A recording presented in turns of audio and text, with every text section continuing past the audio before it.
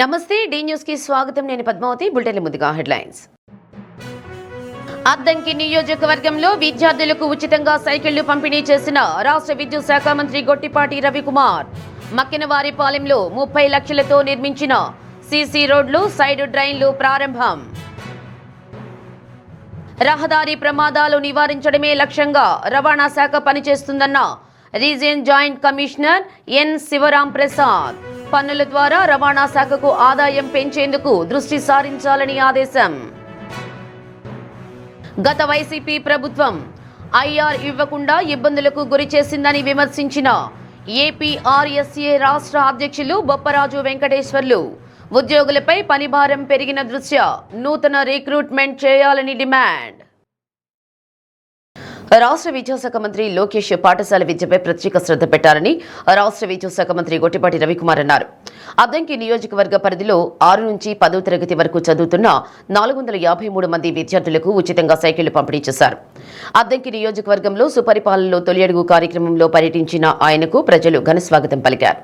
కొమ్మలపాడు పాఠశాల ఆవరణలో మంత్రి గొట్టిపాటి మాట్లాడుతూ అద్దంకి నియోజకవర్గ పరిధిలో ఉన్నత పాఠశాల విద్యను అభ్యసిస్తున్న సుమారు 10,000 మంది విద్యార్థులందరికీ ఈ ఏడాది చివరి నాటికి సిఎస్ఆర్ నిధులతో సైకిళ్లను ఉచితంగా అందిస్తామని స్పష్టం చేశారు. అనారోగ్యంతో బాధపడుతూ చికిత్స పొందిన లబ్ధిదారులు 46 మంది సీఎంఆర్ఎఫ్ చెక్కులు పంపిణీ చేశారు. త్వరలో రైతులకు 20,000 ఆర్థిక భరోసా కల్పించేందుకు ఏర్పాట్లు చేస్తున్నామన్నారు. ఎటువంటి ఇబ్బంది లేకుండా చివరి ఆయకట్టు వరకు నీరు అందిస్తామని మంత్రి తెలిపారు. మేజర్, మైనర్ కాల్వలను కూడా శుభ్రం చేస్తామని, పూడికతీత పనులు చేపట్టామన్నారు. మక్కినవారిపాలెం గ్రామంలో 30 లక్షల రూపాయలతో నిర్మించిన సీసీ రోడ్లు, సైడ్ డ్రైన్లను మంత్రి ప్రారంభించారు. కార్యక్రమంలో టీడీపీ నాయకులు, కార్యకర్తలు తదితరులు పాల్గొన్నారు. తల్లికి వందనం అనే పథకం మన పాఠశాలలో దాదాపుగా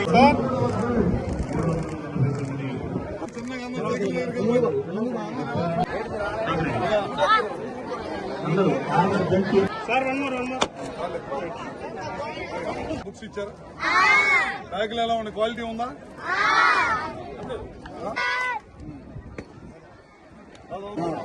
అవునుగా ఈసారి వాళ్ళే ఇచ్చారు వీళ్ళ కంపెనీ నుంచి.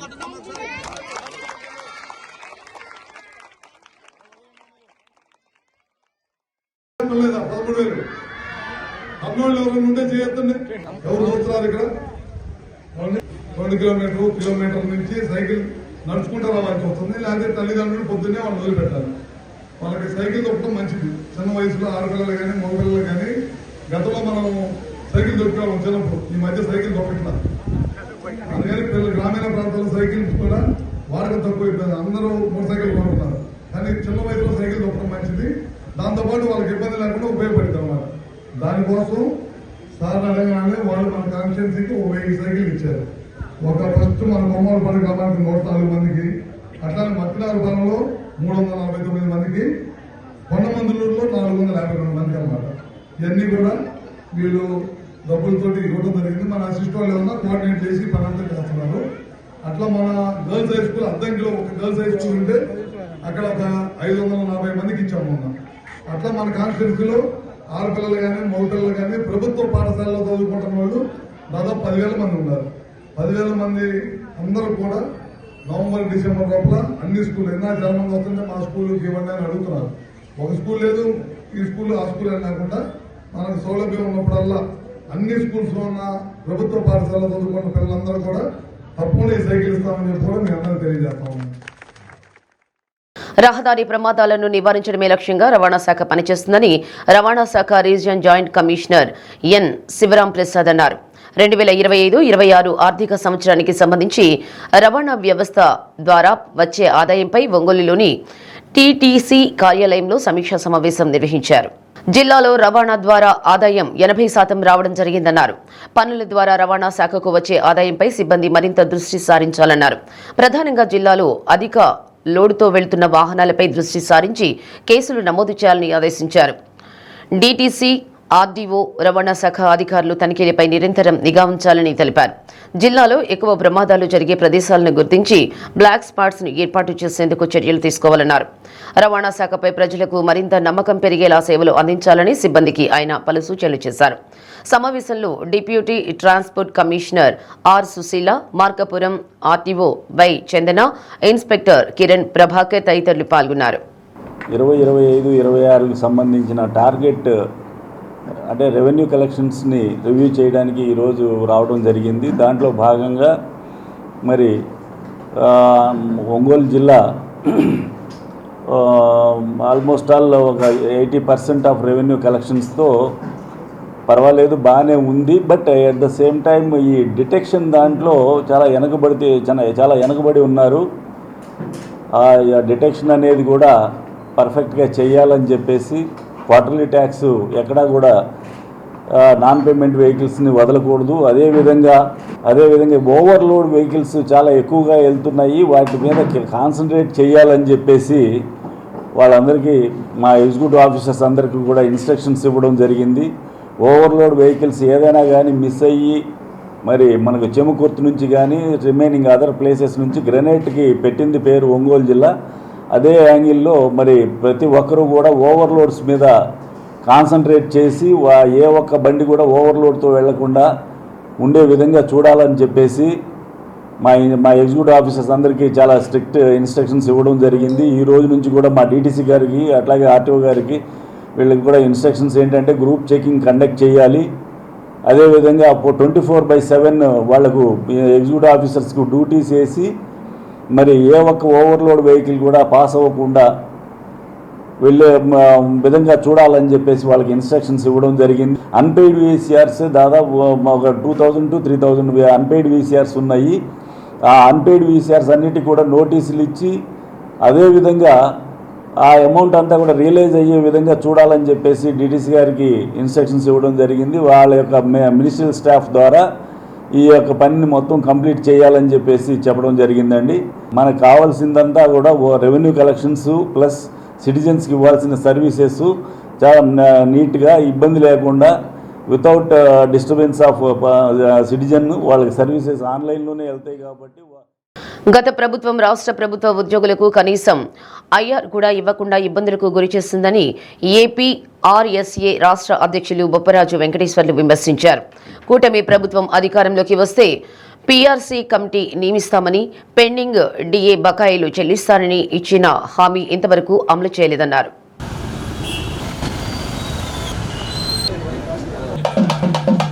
ఒంగోలు నగరంలోని జిల్లా రెవెన్యూ అసోసియేషన్ భవన్ ఆధునీకరణ ప్రారంభోత్సవ కార్యక్రమానికి ఆయన ముఖ్య అతిథిగా పాల్గొన్నారు.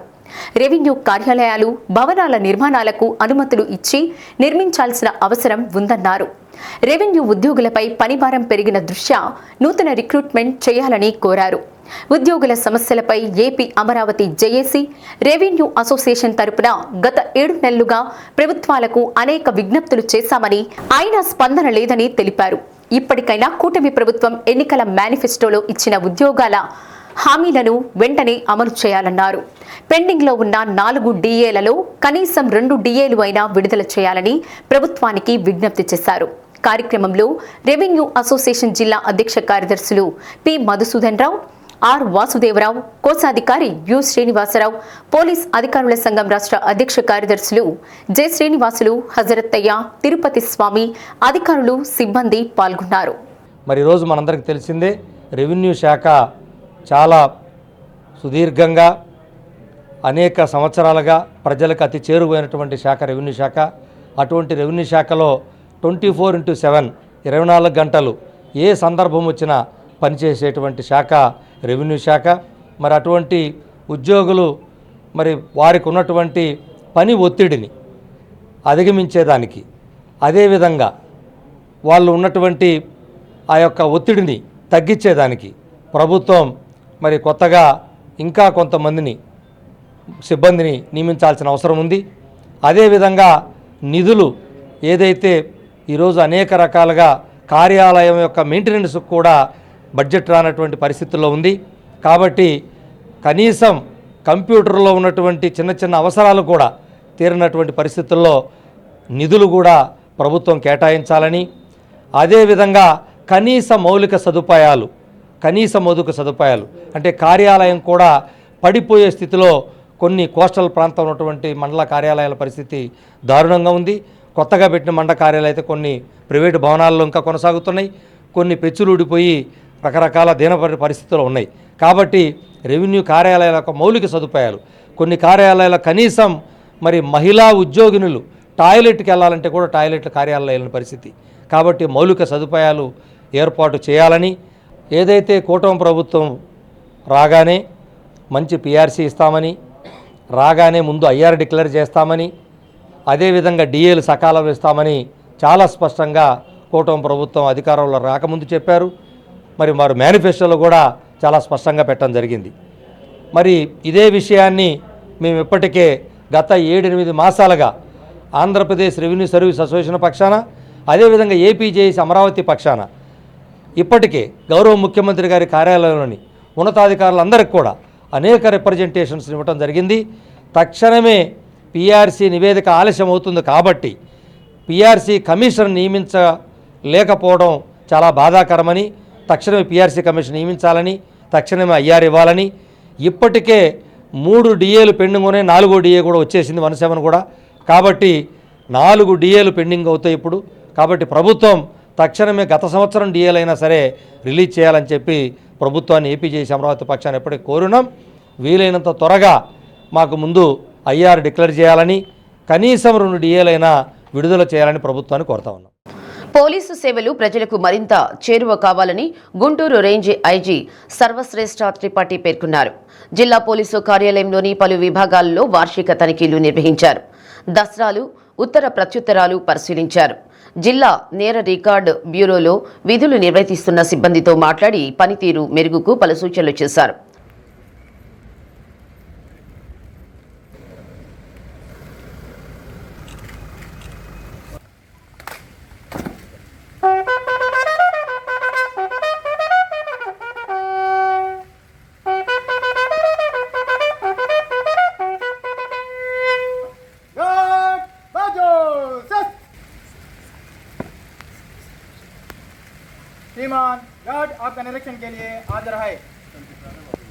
నూతన సాంకేతికతపై అవగాహన పెంచుకుని సమర్థవంతంగా వినియోగించాలన్నారు. డిజిటలైజేషన్తో పారదర్శకత పెరగడంతో పాటు మరింత వేగవంతమైన సేవలు అందించేందుకు వీలు కలుగుతుందన్నారు. సిబ్బంది సంక్షేమం, పిల్లలు, వారి విద్య, ఉద్యోగాల గురించి తెలుసుకున్నారు. SP AR Damodar, ASP Nageswararao, డీఎస్పీలు ఆర్ శ్రీనివాసరావు, రమణకుమార్, శ్రీనివాసరావు, ఏఓ రామ్మోహన్ రావు, సిఐలు పాల్గొన్నారు.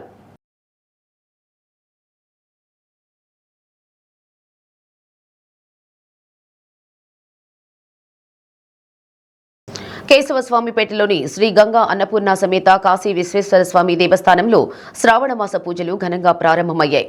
శ్రావణమాసం శుక్రవారంతో ప్రారంభం కావడంతో మొదటి రోజు సామూహిక వరలక్ష్మి వ్రతాలు నిర్వహించారు.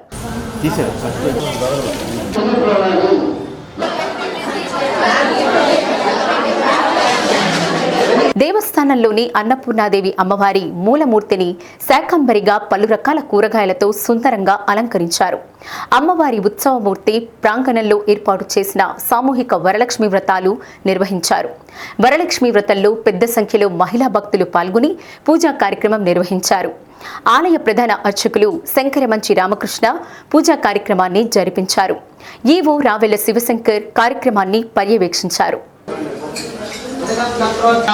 నివేదన పెట్టి నీళ్ళ చుట్టూ వదిలిపెట్టండి. మధ్య మధ్య పానీయం సమర్పయామి, హస్త ప్రక్షాళయామి, పాద ప్రక్షాళయామి, ముఖే శుద్ధ ఆచమనీయ.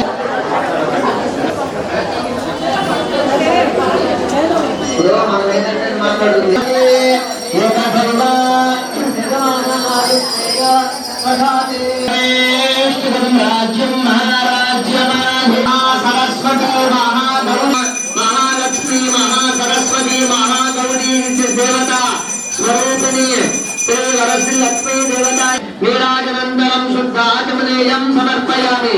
నమః పార్వతీపతే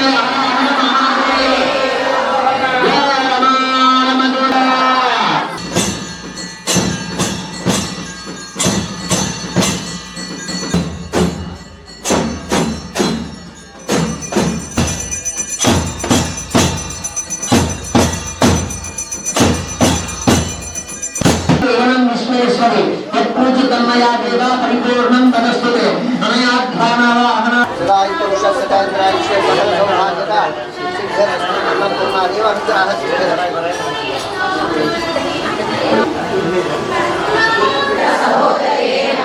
అష్టమ నవమ గ్రంథం పూజయామి దేవస్య పత్ని నమః భవష్ణయం విష్ణుభౌజస్య భువనుగ్రహయామి దేవో బృహస్పతి భవంత ఇంద్రశ్చ బ్రహ్మణం చెప్పుకుంటా ఉండదట.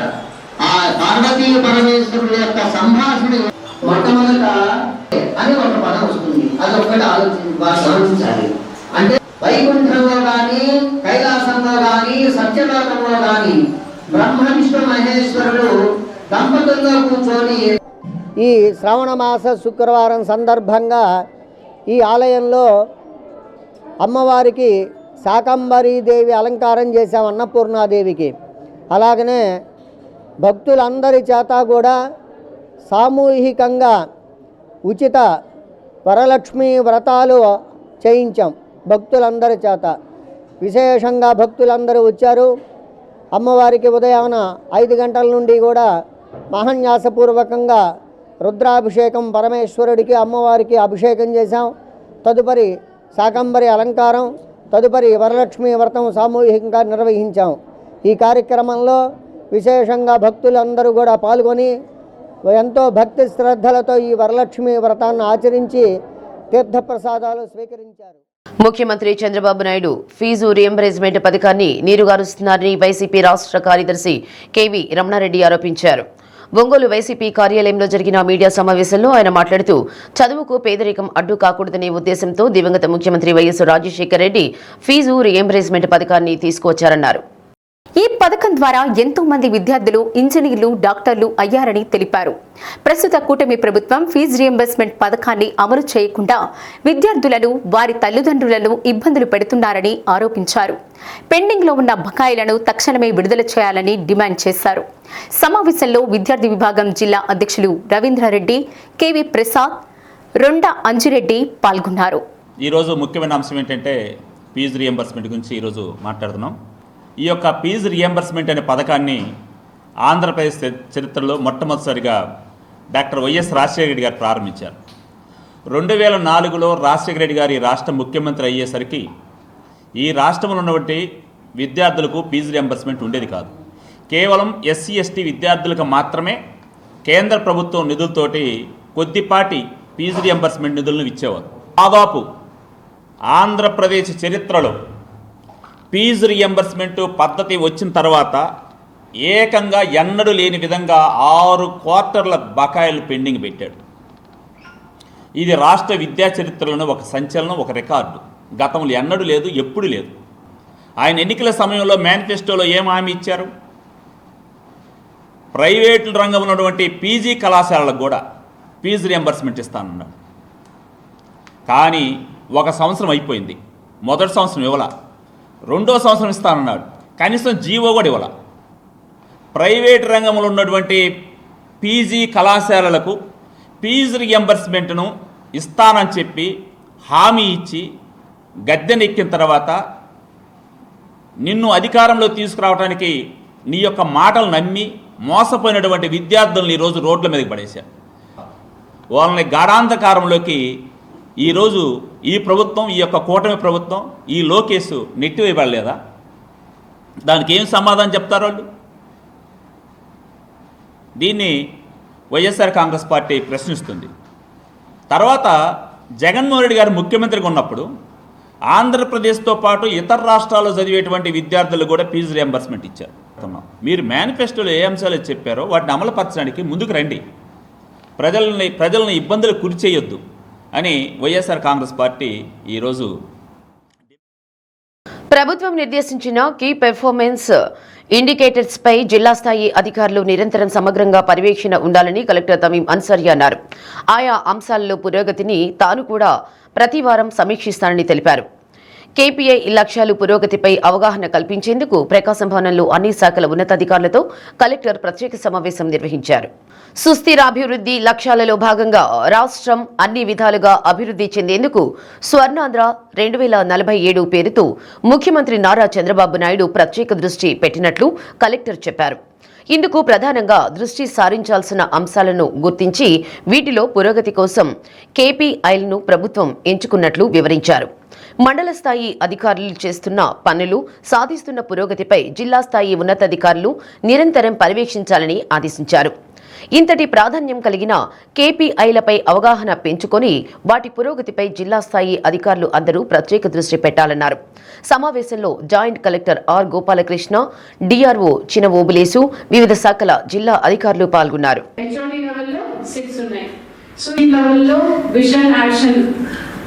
ప్లాన్ యూనిట్ అనేది ఒకటి ప్రవేశపెట్టడం జరిగింది. విజన్ యాక్షన్ ప్లాన్ యూనిట్ అని ఒక 5 members headed by concern MLA, అక్కడ ఉన్న RDO, there constituency special officer and other 5 dedicated persons దాంట్లో ఉన్నారు. సో ఇవన్నీ కూడా ఈ విజన్ ని ఇంప్లిమెంట్ చేయడానికి మానిటరింగ్ మెకానిజం అన్నమాట. దాంట్లో భాగంగా కీ పర్ఫార్మెన్స్ ఇండికేటర్స్ అది కూడా స్టేట్ నుంచి వారు ఫిక్స్ చేయడం జరిగింది. సో ఇప్పటికే ఒక 33 departments, 68 HODs plus district up to mandal level దాకా వారు లాగిన్ ఐడి ఇచ్చి ఉన్నారు ఈ కీ పర్ఫార్మెన్స్ ఇండికేటర్స్. ఇప్పుడు ఇది స్వర్ణాంధ్ర విజన్ యాక్షన్ ప్లాన్ లో ఉన్న ఇండికేటర్స్ చూస్తే total 30 departments KPI total number of key performance indicators 543 ఉన్నాయి. సో దీంట్లో ఇప్పుడు ఎంట్రీ చేయాలి, డేటా ఎంట్రీ చేయడానికి mandal level, district level, HOD level, secretariat level 4 entry levels ఇచ్చి ఉన్నారు. ఇప్పుడు దాంట్లో చూస్తే ఈ 543 ఇండికేటర్స్ లో 214 ఇండికేటర్స్ ఒంగోలు నగరంలోని కొప్పోలు రోడ్డులో గల నెక్స్ట్ జెన్ ఇంటర్నేషనల్ స్కూల్ను ఢిల్లీలోని సైనిక్ స్కూల్ సొసైటీలో అనుసంధానం చేయాలని ఒంగోలు ఎంపీ మాగుంట శ్రీనివాసులరెడ్డి ఢిల్లీలోని కేంద్ర రక్షణ శాఖ మంత్రి రాజ్నాథ్ సింగ్ ని ఆయన కార్యాలయంలో కలిశారు. నెక్స్ట్ జెన్ ఇంటర్నేషనల్ స్కూల్ను సైనిక్ స్కూల్ సొసైటీలో అనుసంధానం చేయడానికి కావలసిన అన్ని సదుపాయాలు ఉన్నాయని, విద్యార్థుల ఉపయోగార్థం రక్షణ శాఖ ఆధ్వర్యంలోని సైనిక్ స్కూల్ సొసైటీలు ప్రభుత్వ, ప్రైవేటు భాగస్వామ్యం కింద స్కూల్ను 2026-2027 సంవత్సరానికి సైనిక్ స్కూల్ సొసైటీలో అనుసంధానం చేయాలని కోరారు. ఇక్కడ శిక్షణ పొందిన విద్యార్థులకు నేవీ, ఆర్మీ ఉద్యోగాలలో ప్రాధాన్యత కల్పించాలని కోరారు. ఎంపీ మాగుంట శ్రీనివాసులరెడ్డి కోరిన విధంగా సైనిక్ స్కూల్ ఏర్పాటుకు చర్యలు తీసుకుంటానని రక్షణ శాఖ మంత్రి రాజ్నాథ్ సింగ్ హామీ ఇచ్చారు. కేంద్ర ప్రభుత్వం పెన్షనర్లపై తీసుకువచ్చిన వాలిడేషన్ చట్టాన్ని రద్దు చేయాలని కేంద్ర రాష్ట్ర ప్రభుత్వాలను పెన్షనర్ల సంఘం డిమాండ్ చేసింది. కేంద్ర పెన్షనర్ల సంఘం ఇచ్చిన పిలుపులో భాగంగా postal, telecom, RMS, income tax, excise, రాష్ట్ర ప్రభుత్వ శాఖల పెన్షనర్లు కలెక్టర్ కార్యాలయం వద్ద ధర్నా నిర్వహించారు.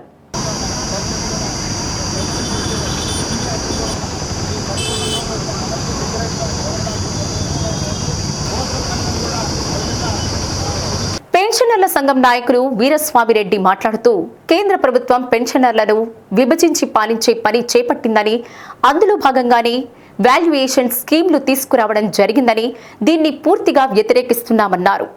8వ వేతన సవరణ సంఘాన్ని నియమించాల్సి ఉన్నప్పటికీ ఇంతవరకు కేంద్ర ప్రభుత్వం నియమించలేదని, పెన్షనర్లను 2 భాగాలుగా విభజించిందని ఆరోపించారు. సమాన పనికి సమాన వేతనం లాగానే సమాన పెన్షన్ కూడా ఇవ్వాలని ప్రభుత్వాన్ని విజ్ఞప్తి చేశారు. కార్యక్రమంలో పెన్షనర్ల సంఘం నాయకులు పివి శేషయ్య, రంగారావు, కె వెంకటేశ్వర్లు, రాంబాబు, విశ్రాంత ఉద్యోగులు పాల్గొన్నారు.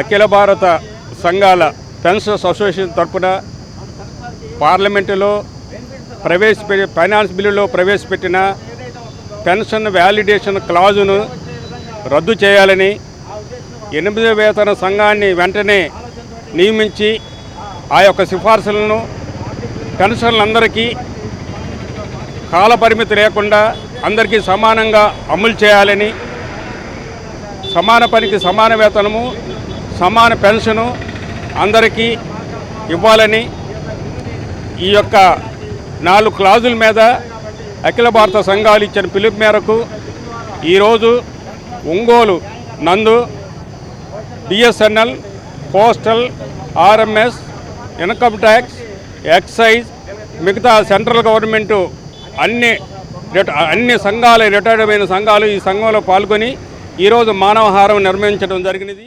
కేంద్ర ప్రభుత్వం ప్రవేశపెట్టినటువంటి దుర్మార్గమైనటువంటి పెన్షన్ సవరణ చట్టాలని దాన్ని వెంటనే ఉపసంహరించుకోవాలని, రద్దు చేయాలని, పెన్షన్ల మధ్య విభజించి పాలించే పద్ధతిని మానుకోవాలని చెప్పి కోరుతూ దేశవ్యాప్తంగా అన్ని జిల్లా కేంద్రాలు జరుగుతున్నటువంటి ఈ కార్యక్రమానికి all pensioners and retired persons సంపూర్ణ మద్దతును ఇస్తున్నాం. మా సభ్యులందరూ కూడా ఈ కార్యక్రమంలో పాల్గొన్నాము. కేంద్ర ప్రభుత్వం చాలా దుర్మార్గంగా పీఆర్సీని నియమించలేదు.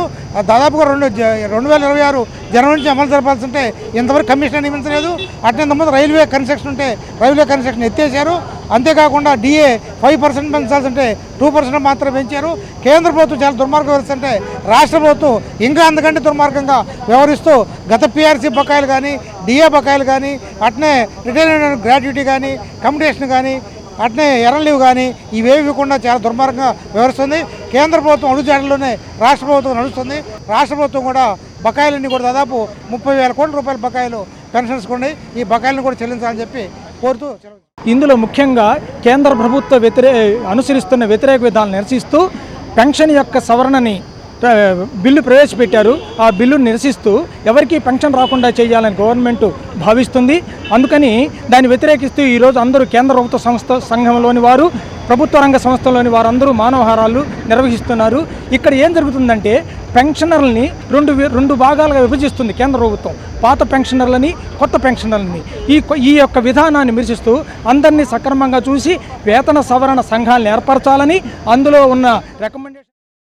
మైనంపాడు డైట్లో ప్రవేశాలు పొందిన విద్యార్థులను మంచి ఉపాధ్యాయులుగా తీర్చిదిద్దుతామని ప్రిన్సిపల్ సామా సుబ్బారావు వెల్లడించారు. 2025-2027 విద్యా సంవత్సరానికి సంబంధించి డీసెట్ ద్వారా డైట్లో సీట్లు పొందిన విద్యార్థులు వారి తల్లిదండ్రులతో ప్రిన్సిపల్ ప్రత్యేక సమావేశం ఏర్పాటు చేశారు. ఎంతో ప్రాచుర్యం కలిగిన మైనంపాడు డైట్లో చేరిన విద్యార్థులను అభినందించారు. వారికి ఉజ్వల భవిష్యత్తు అందించేందుకు కృషి చేస్తామని తెలిపారు. 2 ఏళ్ల కోర్సులో వారిని మంచి ఉపాధ్యాయులుగా తీర్చిదిద్దామని తల్లిదండ్రులకు ప్రిన్సిపల్ భరోసా ఇచ్చారు. పాఠశాల విద్యలో కీలకమైనటువంటి టీచర్ ఎడ్యుకేషన్కి సంబంధించి ప్రతి సంవత్సరం కూడా డైట్లలో డీసెట్ అనేటువంటి పేరుతో ప్రవేశాలు నిర్వహించబడతాయి. వీటిలో ప్రవేశం పొందాలి అంటే మంచి మార్కులతో విద్యార్థి ఇంటర్మీడియట్ కంప్లీట్ చేసిన తదుపరి కంప్యూటర్ బేస్డ్ టెస్ట్ రాయాల్సి ఉంటుంది. వీరు ఆంధ్ర యూనివర్సిటీ పరిధి అనగా శ్రీకాకుళం నుంచి ప్రకాశం జిల్లా వరకు ఉన్నటువంటి అభ్యర్థులు ఈ యొక్క డీసెట్ ద్వారా డైట్లో చేరుతారు. అందులో భాగంగా ఈ సంవత్సరం 2025 కూడా డీసెట్ 2025 నిర్వహించడం జరిగింది. దానిలో భాగంగా ప్రకాశం జిల్లా డైట్కు ఒక ప్రత్యేకత ఉంటుంది. ఎందుకంటే ఇక్కడ డైట్ యొక్క బ్యాక్గ్రౌండ్ గమనించినట్లయితే ఇక్కడ చదివినటువంటి విద్యార్థులు ఎక్కువ మంది తప్పనిసరిగా ఉపాధ్యాయ వృత్తి మరియు ఇతర వృత్తుల్లో వారు చేరటం జరిగింది.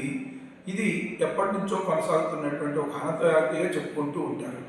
దాంట్లో భాగంగా ఈ సంవత్సరానికి మనకి డైట్లో 100 సీట్లకు కాను 80 సీట్లు, ప్రైవేట్ కాలేజీల్లో ఒక 70 సీట్లు ప్రభుత్వం నింపడానికి ప్రయత్నం చేసింది.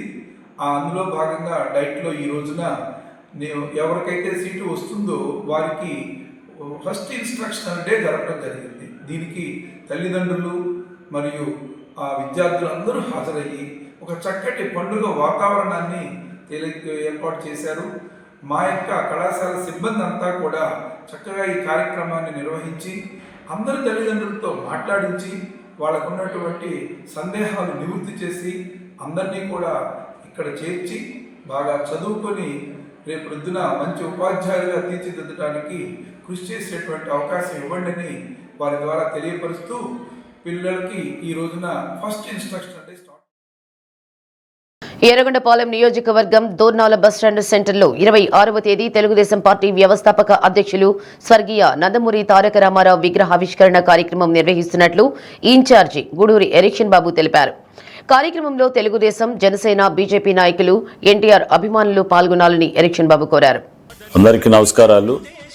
రేపు దోర్నాల పట్టణంలో ఉదయం 10 గంటలకి తెలుగుదేశం పార్టీ వ్యవస్థాపక అధ్యక్షులు కీర్తిశేషులు శ్రీ నందమూరి తారక రామారావు గారి యొక్క విగ్రహావిష్కరణ కార్యక్రమం మరియు సుపరిపాలనలో తొలివడి అనే కార్యక్రమానికి రాష్ట్ర దేవాదాయ శాఖ మంత్రులు, ప్రకాశం జిల్లా ఇన్ఛార్జి మంత్రివర్యులు శ్రీ ఆనం రామనారాయణ రెడ్డి గారు, రాష్ట్ర విద్యుత్ శాఖ మంత్రులు గౌరవనీయులు శ్రీ గొట్టిపాటి రవికుమార్ గారు, రాష్ట్ర సాంఘిక సంక్షేమ శాఖ మంత్రులు గౌరవనీయులు శ్రీ డోలా బాల వీరాంజనేయ స్వామి గారు మరియు ఉమ్మడి ప్రకాశం జిల్లాలో ఉన్నటువంటి శాసనసభ్యులు, పార్లమెంటు సభ్యులు, అదేవిధంగా రాష్ట్ర కార్పొరేషన్ చైర్మన్లు అందరూ కూడా ఈ కార్యక్రమానికి హాజరవుతున్నారు. కావున ఎర్రగొండపాలెం నియోజకవర్గంలో ఉన్నటువంటి తెలుగుదేశం పార్టీ, జనసేన, బీజేపీ నాయకులు, కార్యకర్తలు అందరూ కూడా విరివిగా పాల్గొని ఈ కార్యక్రమాన్ని జయప్రదం చేయవలసిందిగా కోరుకుంటూ నమస్కారాలు. కొరసపాడు మండలం మేదరమెట్లలోని తమ్మవరం రోడ్లో రోడ్డు ప్రమాదం చోటు చేసుకుంది. ముందు వెళుతున్న కారు ఒక్కసారిగా స్లో కావడంతో వెనుక నుంచి వస్తున్న ఆర్టీసీ బస్సు ఢీకొట్టింది. ఈ ప్రమాదంలో కారు వెనుక భాగం పాక్షికంగా దెబ్బతింది. పోలీసులు సంఘటనా స్థలానికి చేరుకుని ప్రమాదం జరిగిన తీరును పరిశీలించారు. ట్రాఫిక్ ను క్లియర్ చేశారు.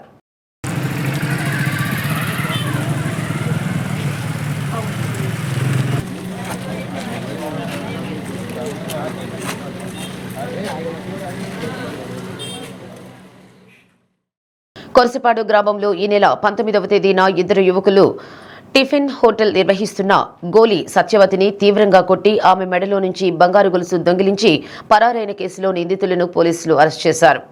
అద్దంకి పోలీస్ స్టేషన్లో నిర్వహించిన మీడియా సమావేశంలో డీఎస్పీ మహమ్మద్ మోయిన్ వివరాలు వెల్లడించారు. నిందితులు గుంటూరుకు చెందిన మేకల హరీష్, షేక్ యాసిన్లను మంగళగిరి ఫ్లైఓవర్ వద్ద అరెస్ట్ చేశామన్నారు. వారి వద్ద నుంచి 4,50,000 రూపాయల విలువ గల బంగారు ఆభరణాలు, ద్విచక్ర వాహనాన్ని స్వాధీనం చేసుకున్నట్లు తెలిపారు. వీరు గతంలో వేమూరు పోలీస్ స్టేషన్ పరిధిలో ఇంటి ముందు ముగ్గు వేస్తున్న మహిళ మెడలో నుంచి బంగారపు గొలుసు లాక్కొని వెళ్లారని అన్నారు.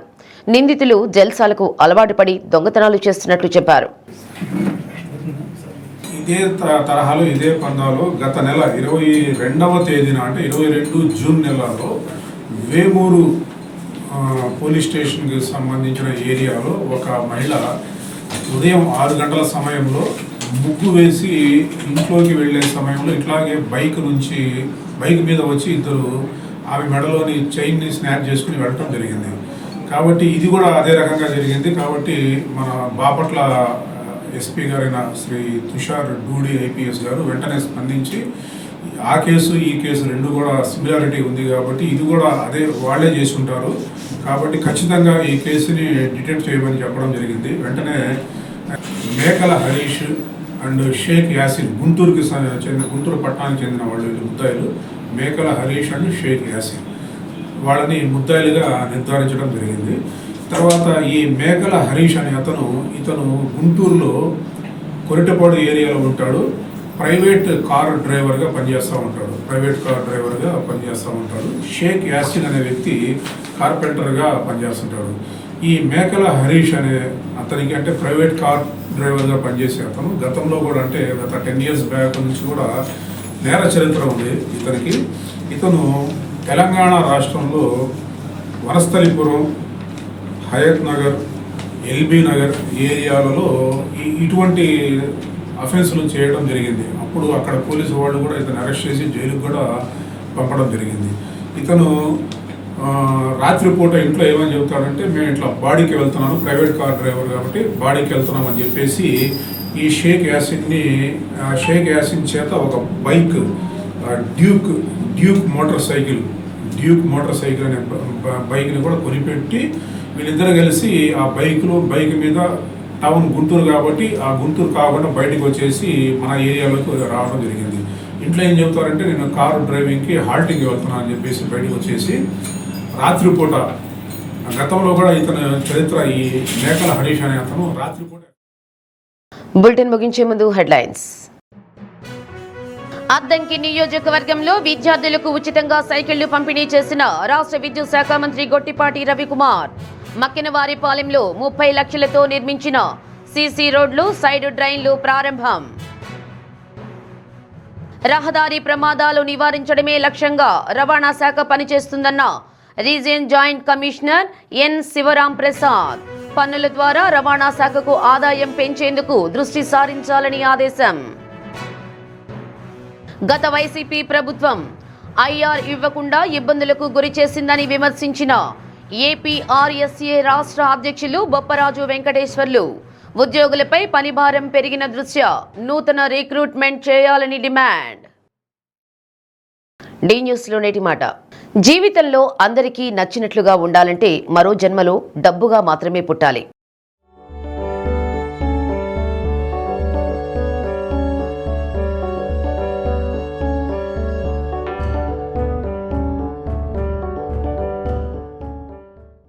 డి న్యూస్ ఇంతటితో సమాప్తం. నిరంతరం చూస్తుండండి డి న్యూస్. ఇవి బులెటిన్ విశేషాలు. తిరిగి మరో బులెటిన్లో మళ్ళీ కలుద్దాం. అంతవరకు సెలవు. నమస్తే.